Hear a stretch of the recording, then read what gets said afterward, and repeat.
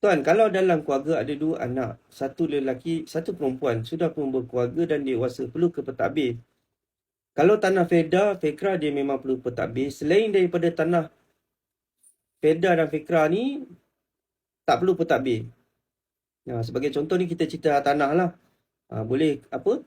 Masuk nama sebagai pemilik. Kalau buat dekat pusaka kecil, keluar borang E, perintah borang E. Kalau dekat mahkamah sivil, VO lah. Kita buat lepas nanti pentadbir, kita buat VO. Untuk masukkan 2 nama ni sebagai pemilik. Itu kalau kita cerita tanah lah.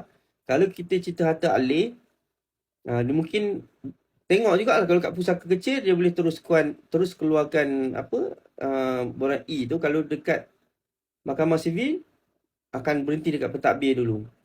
Cuma kalau tuan nak cerita ni, kena cerita untuk harta apa. Saya boleh detailkan lagi lah. Ni saya cakap umum je. Perlu ke pentadbir, dia bergantung kepada situasi lah. Dia macam tu.